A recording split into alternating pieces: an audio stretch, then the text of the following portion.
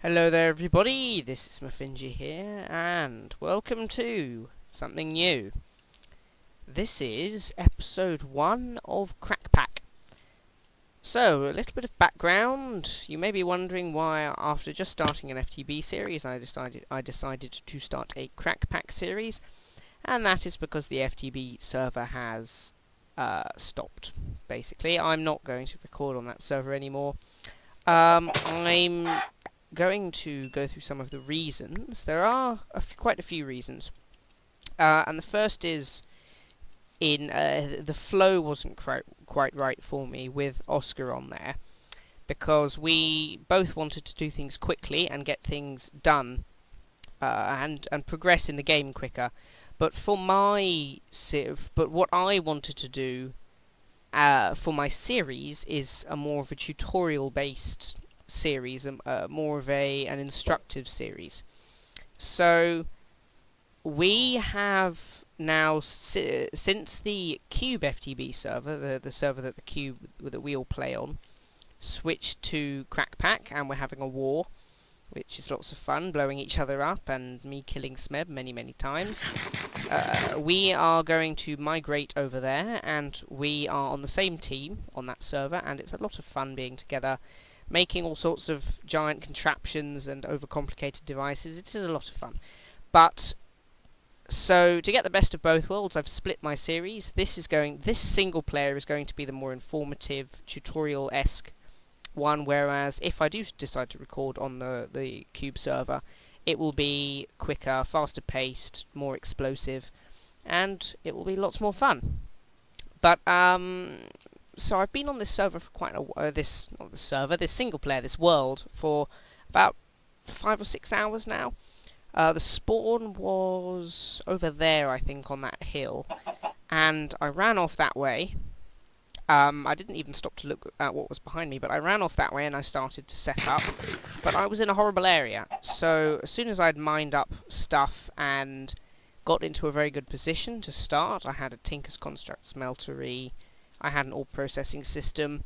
I decided, at probably one of the worst points I could possibly have decided this, but I decided to pack up shop and move, and it took me a very long time to move all of my stuff back here, because this is a very nice place actually. We've got mountains, we've got flat bits over there, which is what first attracted me over there. We've got flat bits here for farms. I can build houses in these cliffs. I can build castles and towers on this crag biome. And there's a nice archway over there. So I'm in a nice area. It's a very good start. And in here, in my little hidey hole, I have some stuff prepared. I have my smeltery. I've been to the nether. I have a nether portal down there. I only really went to the nether to get cobalt and ardite for these nice picks. But I have a very nice new set of armor. I don't know where I put the other set. I think I might have thrown it away or melted it down. Tools, ores, very nice. Wood stuff, blocks, food and junk, and plant stuff. This can go in there. I'm just processing some more ores, which is very good. This is pretty much the same setup I had on the previous server. Behind there is an aqueous accumulator, so you've seen all of this before. I won't go through and explain that. But I would like to start this by talking about Tinker's Construct picks. So I absolutely adore Tinker's Construct picks. It's a fantastic mod, and it adds so much customizability. But reading through the game code, I noticed a few discrepancies, let's just say, and then after further research online, I found out that the best pickaxe you can possibly make in Tinker's Construct for mining speed, is using ardite head, ardite binding, and ardite rod. And if the tool has only one durability left, is completely used up, the mining speed will be 39 I'm just going to check. I think it's 4.3, but I think it's 4.3. Or it might be 3.9. I can't remember. And that is the fastest pick possible. But and that is if you fill it with redstone completely. Use all of those modifiers for redstone. But the durability is only 1,200, which is pitiful. and of course, being almost used up, it would only have one use left before it broke, so that is that's pretty impractical.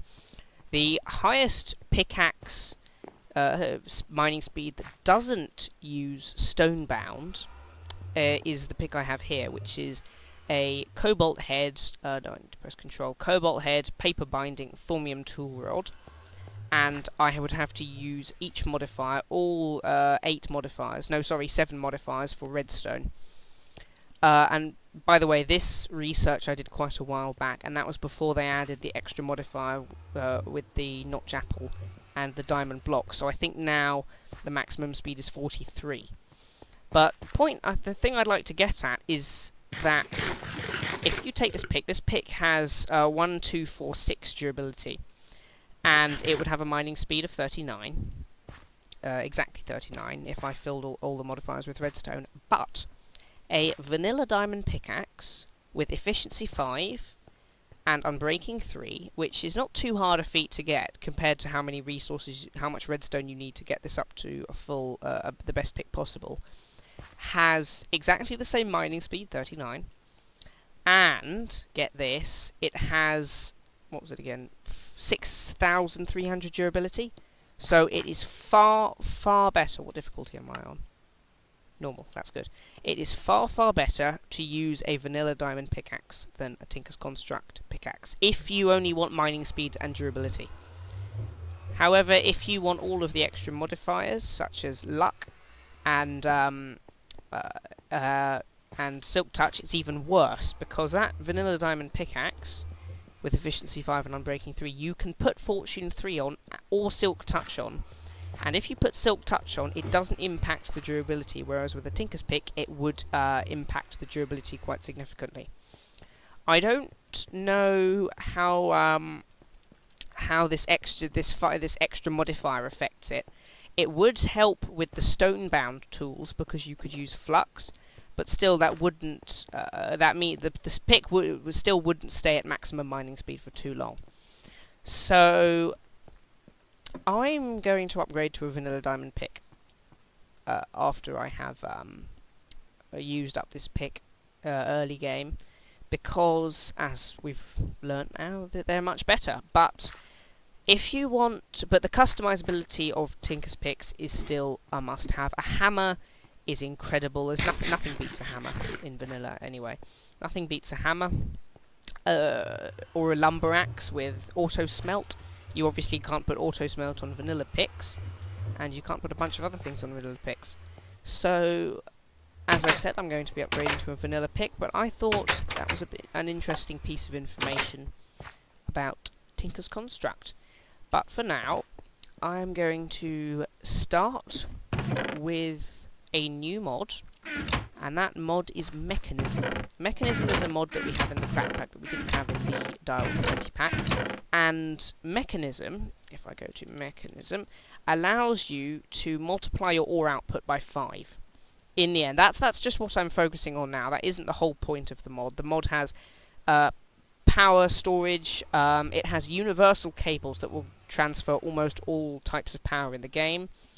It has glowstone armor and glowstone weapons. It has all sorts of other weapons and tools, steel, lapis, obsidian. It's got a bunch of other useful machines. But the thing, as I've said, that I am aiming for at this point in time is ore triplication and ore quadrupling when I get to that point. Right now, this little system over here doubles my ores, but I want them to be tripled. So I'm going to get situated and start my preparations for Mechanism. So the first machine that we are going to make is the enrichment chamber.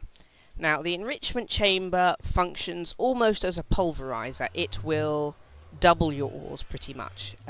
In a single block it will double your ores. So for that I need quite a bunch of stuff. And one of the components that you will see a lot in Mechanism is enriched alloy, and in order to make enriched alloy we need a metallurgic infuser. So our first project is metallurgic infuser. So to make that we need osmium, which is an ore added by Mechanism, 2 furnaces, 4 iron and some redstone. And I really should upgrade these to, my skin is Steve again, I really should upgrade these to crafting stations. Let's go. So, and this does require power. 4 of that, 2 of that, 2 osmium, and 2 furnaces. Where did I find? There we go. There we go. Fantastic. This does require a source of power. Redstone flux from thermal expansion will do fine, which is exactly what we have. I could have shift-click. So I'm going to probably expand this machine room slightly in this direction. There we go, and then I'll need another conduit, which I will get from my chest. All of these I've explained before, so I won't go through these particular things. There we go, Redstone energy conduits. You go there. You go there. So, what Metallurgic Infuser, it doesn't have too complicated of an inventory for mechanism standards, but it does have configuration options like thermal expansion machines, although it is a lot more complicated. So, the Metallurgic Infuser requires 2 things to run. It requires... Why have you got no power? Why have you got no power? You should be having power. Oh, are we out of power? No, we're not.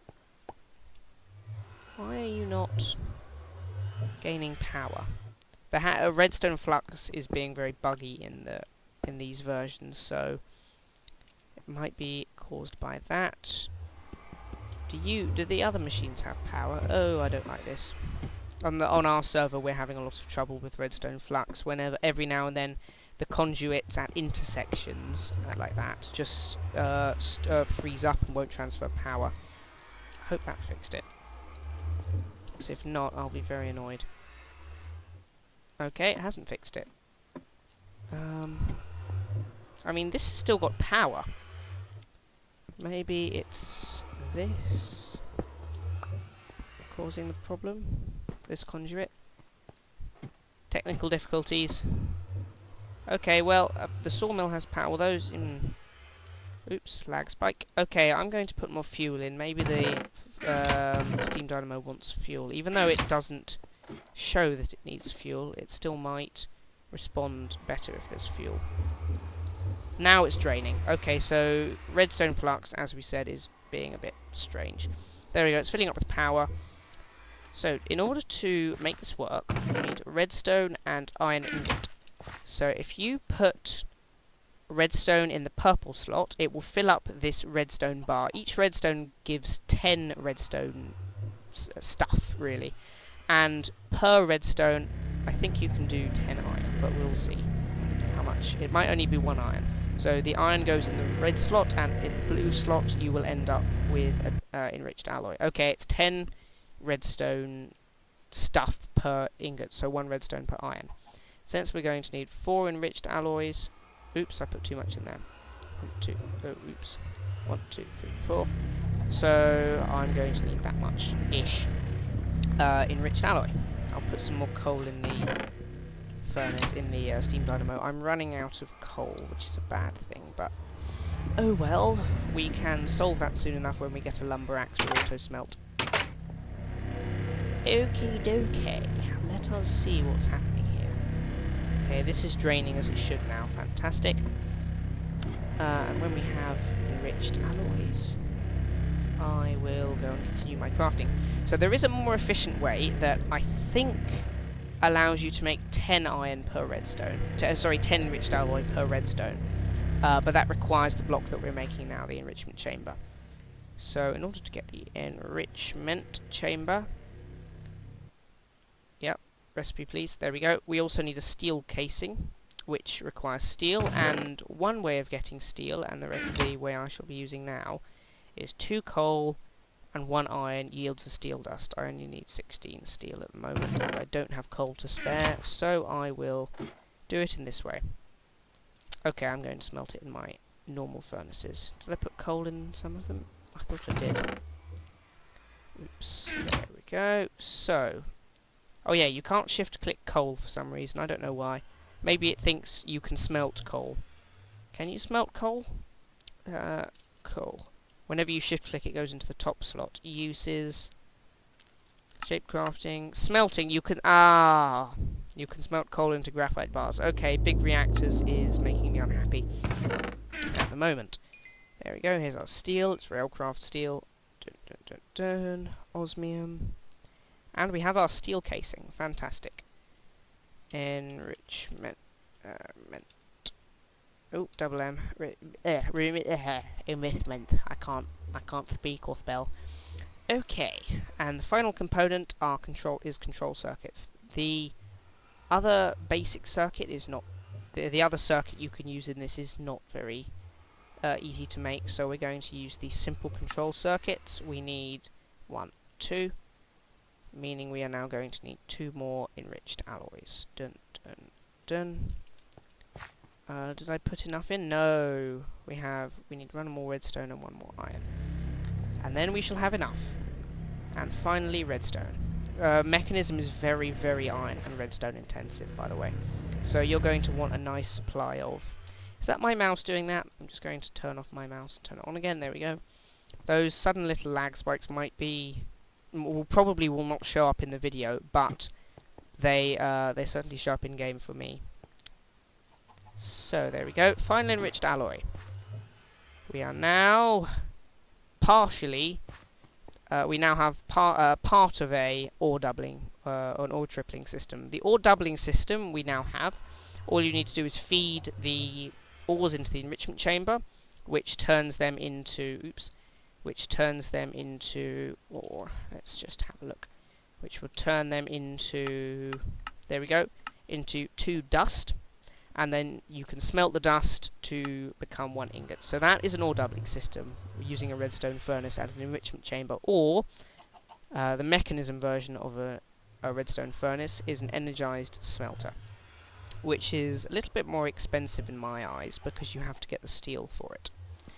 So the next stage is, if I check my list here, is we need a crusher. First we need a purification chamber. Purification chamber. I cannot type today. I do not know why. Now this is a pain to make, a real pain to make. We need 1, 2, 3, 4, 5, 6 enriched alloy, 7, 8, 9, 10, 14 enriched alloy, a bunch of diamonds. We have enough diamonds and a bunch of other things. So 14 enriched alloy is... I'm just going to make 16. Because I think we're going to need it, and 16 redstone. Actually, I'm going to use my enrichment chamber and show you how to make the redstone more efficient. Let's expand out this way.